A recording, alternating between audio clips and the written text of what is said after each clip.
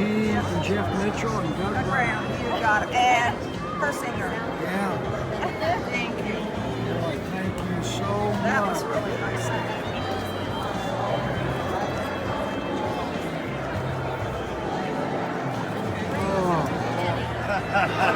Do you think? It's disappeared.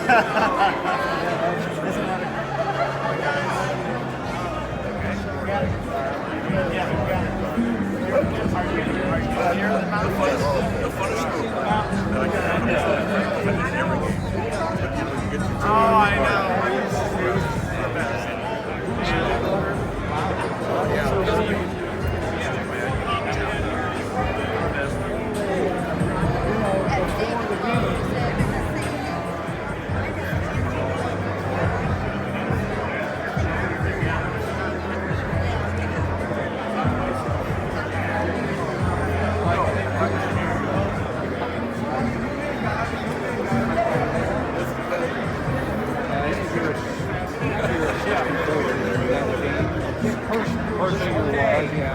Real quick, guys, by the way, congratulations. Well-deserved honor. My name is Mark Mike. I'll be emceeing the induction department. You will be last in the order. Jack, this man right here, will be giving the accomplishments of the team.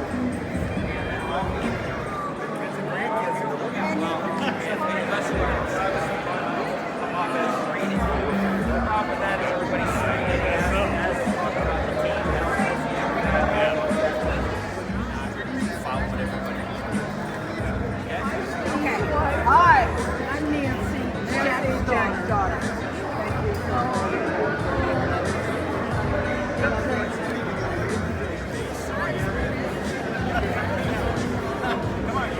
These guys is that talking.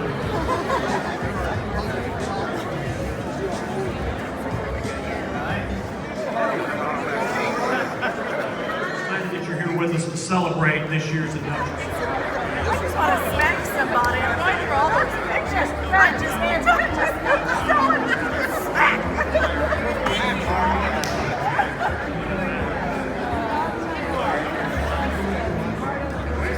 It is. Led by Coach Jack Colescott and assisted by Dick Persinger, the 1965 Marion Giants boys basketball team ushered in a new era. Emphasizing defense and hard work, the Giants started the 1965 season 4-3 after facing a brutal schedule that included top-ranked and state powerhouse teams. The turnaround came after the Giants scored 30 fourth-quarter points to come back from 17 points down and defeat the undefeated Elkhart High School team in overtime for one of the greatest comebacks in Marion history. The Giants went on to win 18 straight games to finish the season with a 22-4 record. They went on to win the sectional and regional championship before going down to South Bend, Washington in the semi-state. The greatness of this team is reflected in the fact that coaches Colescott and Persinger and players Harold Curdy and Steve Ward are all individual inductees in the Grant County Sports Hall of Fame. Most importantly about the 1965 Giants was the fact that the winning tradition and Giant pride was finally restored to Marion. Presenting the Hall of Fame certificates to each member of the team are board members Dee Ballinger. Speaking on behalf of the team, when they all get up here, will be 2009 Hall of Fame inductee and board member Jack Colescott. First, we'd like to recognize the members of the team that are no longer with us. assistant coach Dick Persinger, Harold Curdy, cheerleader Bob Beal, cheerleader Tricia Kittle.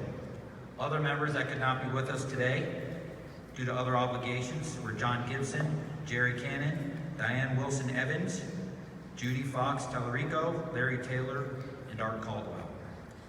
And now welcome the members of the team that are with us today, starting with the coach, Coach Jack Colescott.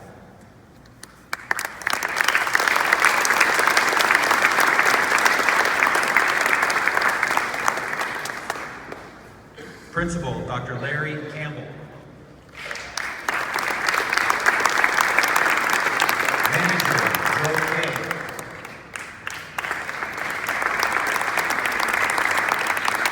Cheerleader, Connie Weaver Lake.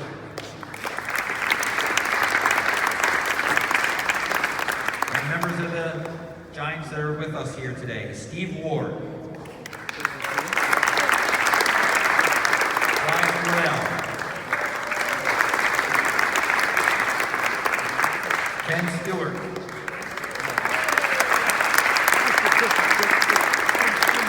Dick Ward. Jeff Mitchell. Wayne Hand. Rick Harris. Cliff Good.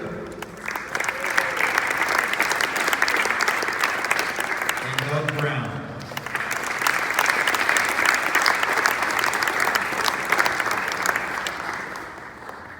And now speaking on behalf of the 1965 Giants and someone who does not need an introduction and one that I won't introduce, so I leave him plenty of time to talk about what he wants to talk about today because I'm not getting him off of the microphone, is Coach Jack Colescott.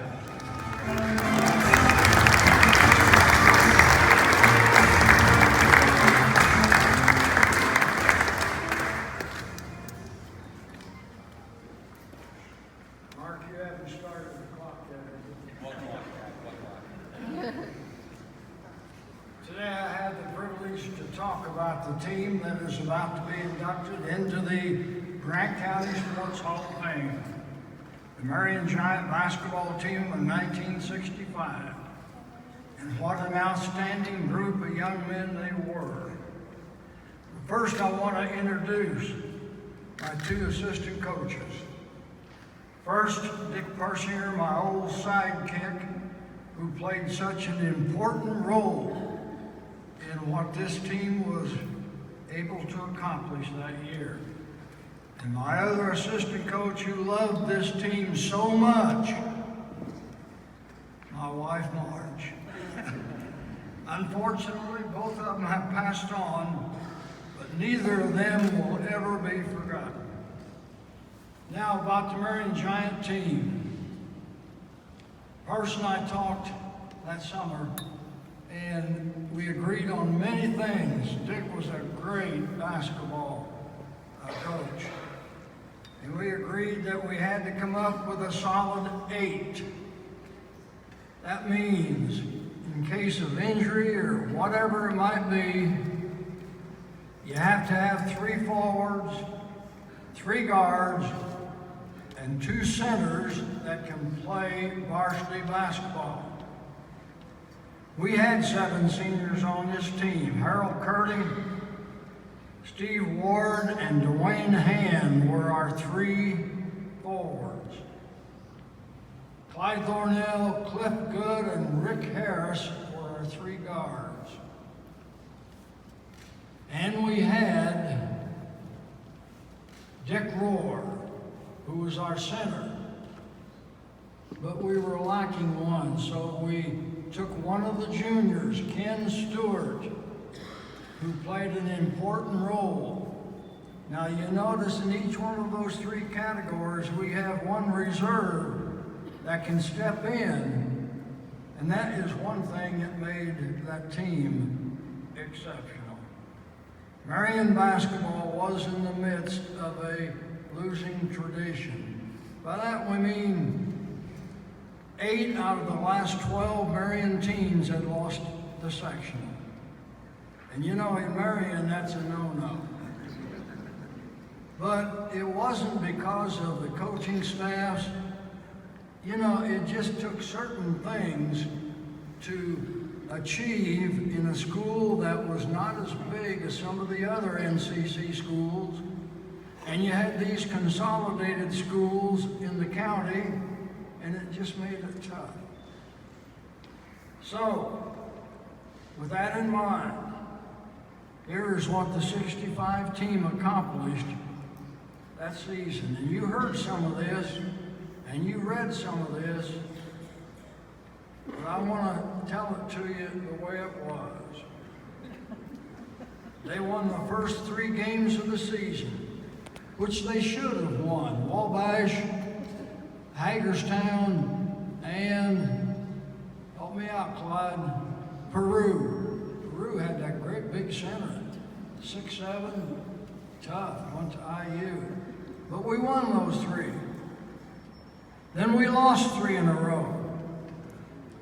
Anderson, Kokomo, and Fort Wayne Central. And I hate to say, you know, we probably should have lost those games. That wasn't true. But when you're having a losing tradition, it's what the kids think. So on the way home from Fort Wayne, I have to tell you, Percy and I had a little talk with our players to let them know this is not what we had in mind. 3-3, that's 50%. And with that in mind, you might go home at the end of the season having won 10, lost 10, and lost a sectional. That's not satisfactory. And you know that's not what you want. And so the next Saturday night, how many were here when we played Newcastle on this floor, Saturday night? Elkhart, I'm sorry, not Newcastle, Elkhart. They were undefeated, and we had never beaten Elkhart in school history. I still remember sitting over on that bench, and deep in the third quarter, we're 19 points down. This is before the 3-point shot. By the end of the third quarter, we were 17 points down. And Perce nudged me. He said, look up there. I turned and looked up there. People were walking out in droves. And all I could say was, Perce, I want to tell you, if I were sitting up there, I would walk out too. We got the guys back out on the floor, start of the fourth quarter. It's hard to believe. They scored 30 points in that fourth quarter. That's unbelievable. And it took that many because Elkhart only scored 13. And they were an undefeated ball club ranked high in the state. In the overtime, we won by 2 points. And you know, that was a great comeback. That's one of the greatest I've ever seen in basketball. And that turned the whole season around. You have to look at these guys, and they'll tell you. It was in their hands. They won the next 18 games in a row, which was a school record. Never have been done. We won the Logan Sport Holiday Tournament. That was tough over on their floor. We beat Lafayette Jeff, up at Jeff. Hadn't beaten them on their floor in 15 years. And we were 17 points down at halftime. And Dick Rohr played a big part in this, but we slowly came back, tied them up, eventually won. And we just kind of kept finding a way to win. And we had the heart of our schedule to play yet. In the last game of the season, right here on this floor, we had to play Muncie Central. We hadn't beaten them in 14 years. And they were tough. And we had the best crowd you can ever imagine that night. The booster block and the cheerleaders did a fantastic job. And we beat Muncie Central, we won the sectional, we won the regional, and we had to take on South Bend, Washington, and the Kerr twins up in Fort Wayne. But you remember what I told you about having 8? One of our regulars in the sectional, a guy, I think his name was Rick Harris, he got thighed bad, and he couldn't play in the regional. He was laid up. He came back in the semi-state and was able to play. But in that regional, we had to beat Huntington, that always gave us fits, and we had to beat an undefeated ASEAN team who came in here, and the kids beat them, I think, by 15 or 20 points. That was the season we're talking about. They ended up the season with a record of 22-4. That was the most games, 22, that any Marion team had ever won, including going back to Stretch Murphy. So I think you'll agree, those are the ingredients that caused the committee to look at this team and to see if they qualified to be in the Grant County Sports Hall of Fame. So, the losing tradition was stopped. And what transpired was a winning tradition, not on what the coach or the coaches did, on what the players did. That winning tradition lasted for 34 years. Now we're in the year 1965. It was the year 2000 that they finally dipped below 500%. That's tremendous. And it's all because of this bunch, the class that refused to give in to that losing tradition and to do something to change it. Now, what did it take besides a special class? It took giant pride. You ever heard that? I've heard that so much in the past year. Marion High School right now, I tell you what, I admire them. It's not just basketball, it's everything they participate in. It takes giant pride. That means you have to care about the way you look, the way you act, the way you play, the way you appreciate your family, and so on. And as you read every once in a while, all that has to start from the top. And you know who the principal was in 1965? He's here with us today. I want him to stand up. He came quite a way. Larry Campbell. Where you at, Larry?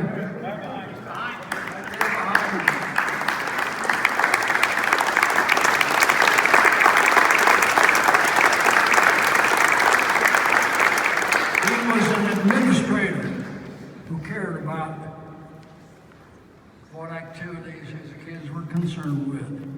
We had an athletic director, Art Caldwell, who had achieved a lot as a baseball coach. They named that baseball field out there, 26th Street seat in his name, the Art Caldwell baseball field.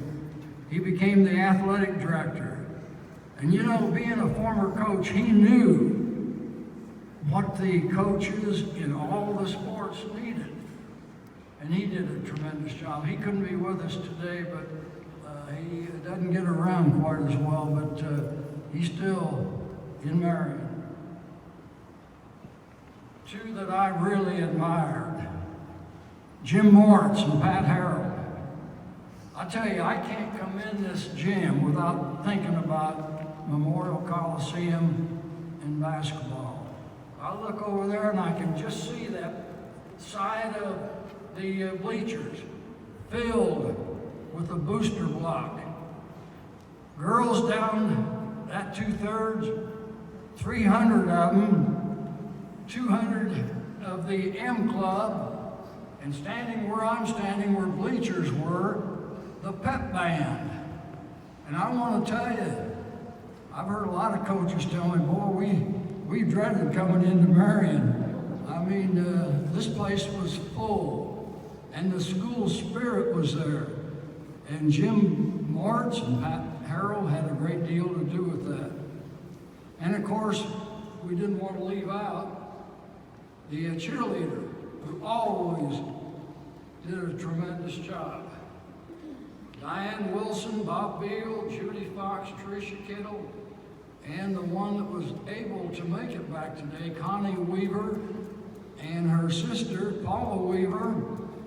They were the daughters of Paul Weaver, who was a coach in the Grant County area and in Marion. And also, two outstanding managers. Joe Kay, he's with us today. Where you at, Joe? Right down there, that's what I said. Yeah. And Larry Taylor. And I tell you, our managers were taught giant pride. You know, they can't do things on the sideline that the players aren't going to do. So we had two great managers. Joe Kay is here with us today. Jim Butler, who was our statistician. Anybody remember Jim? He had a little notepad right here. And anytime I'd ask him a question, hey Jim, how long has it been since we beat Elkhart?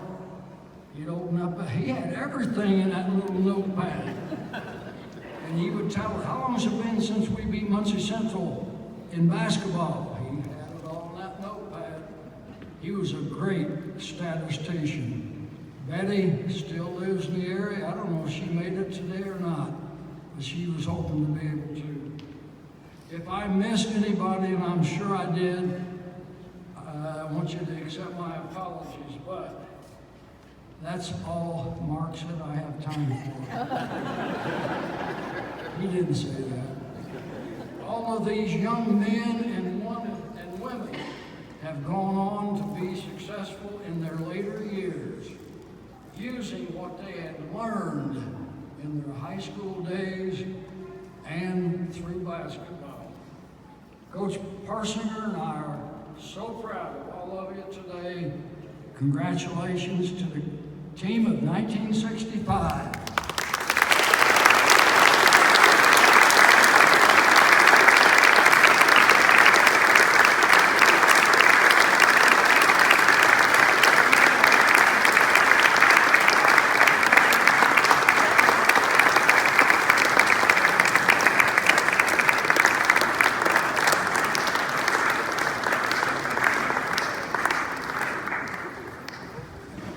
Well, I don't know how many of you were tracking along, but I had 3 minutes on my watch. So well done, Jack. Well done.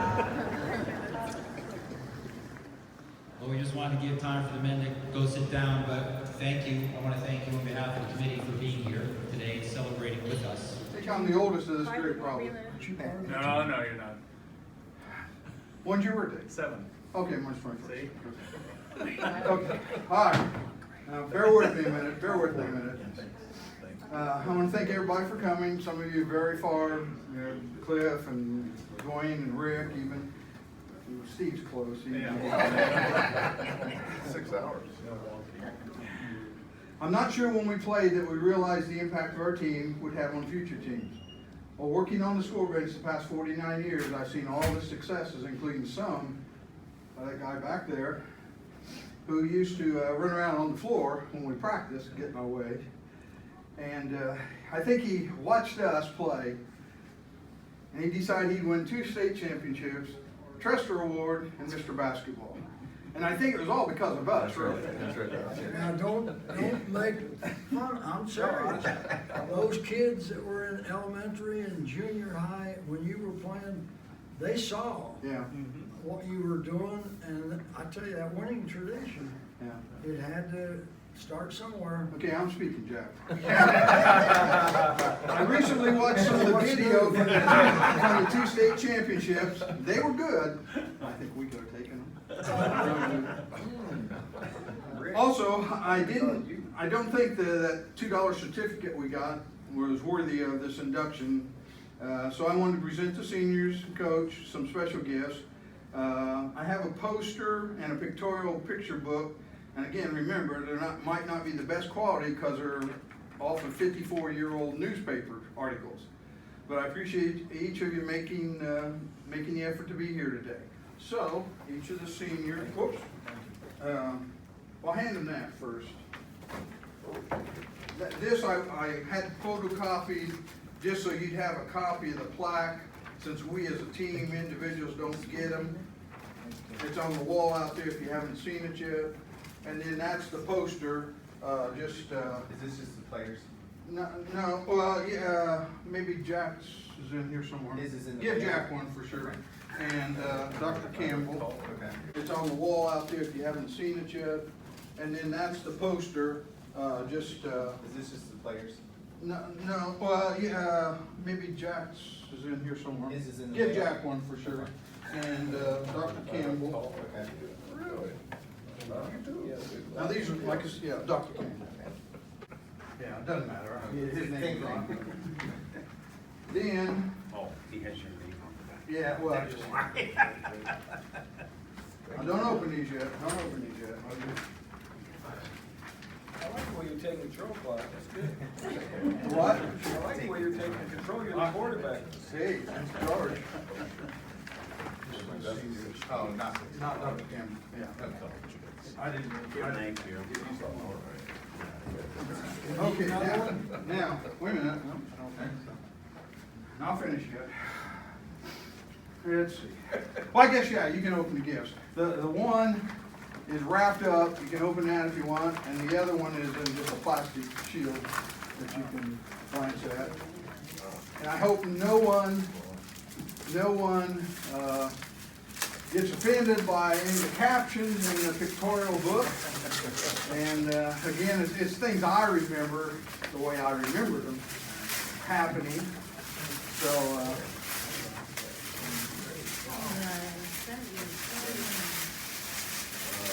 Nice. Right. and then I pulled some pictures, old pictures out of either yearbook or paper and put them together. I'm pretty creative, really. No.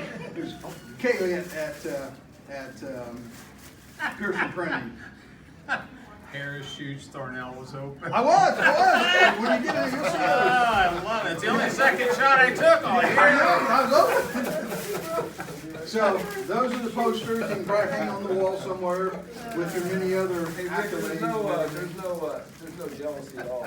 He was open. Right, He loves you. right. And then the other is just a picture book of every, whatever, I don't know, 65 pages in there, or 35 Wow. pages, I think. Absolutely. Right, this is terrific.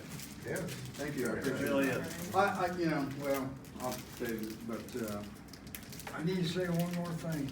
I'm not, okay, but I'm not done yet, go ahead, I can read through You it. need to get your breath back.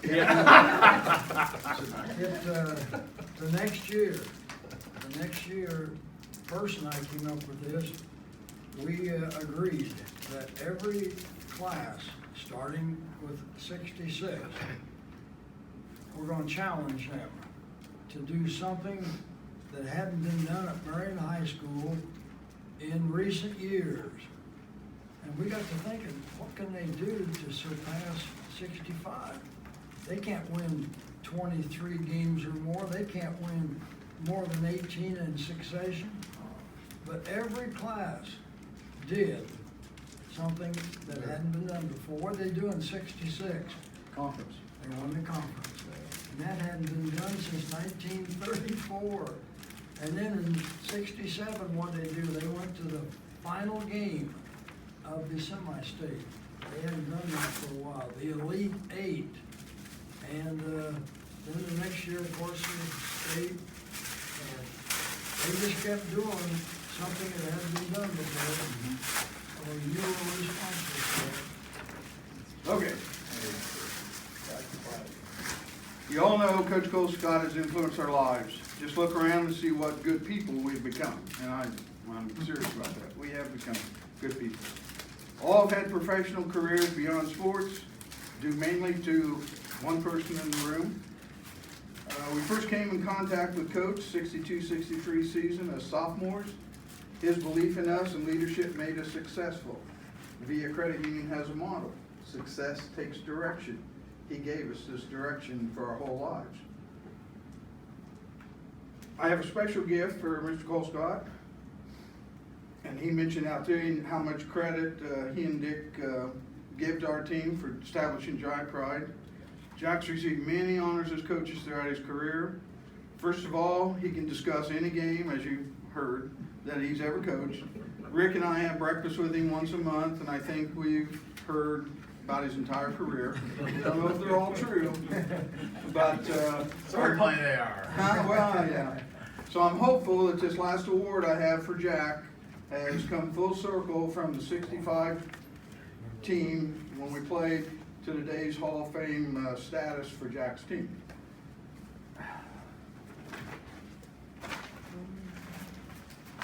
This is for you, and you may open it now. I'm glad you put the other assistant coach in your club. Oh yeah, oh, the head coach, really. I didn't quite say it that way, but I said the real coach,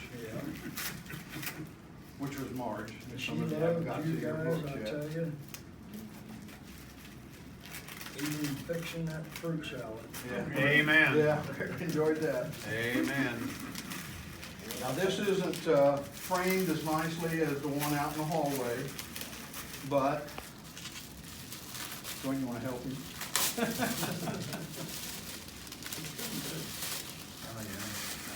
But Really nice. I got a duplicate plaque of the one in the hall made for Jack for his house.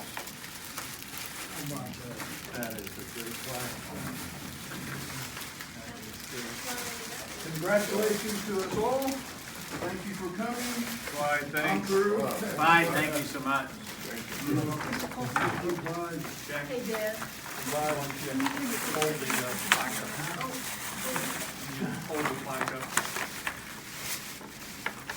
Hey, you bum. You bum. You good now?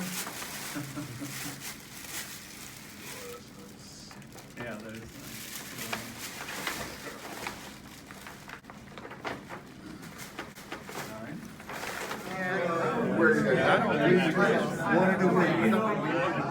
Dad, you could wear it around your neck. See, I know you've got your individual posters and some other teamwork, so. That's a lady. She's a nice lady. Gonna be breakfast? Yeah.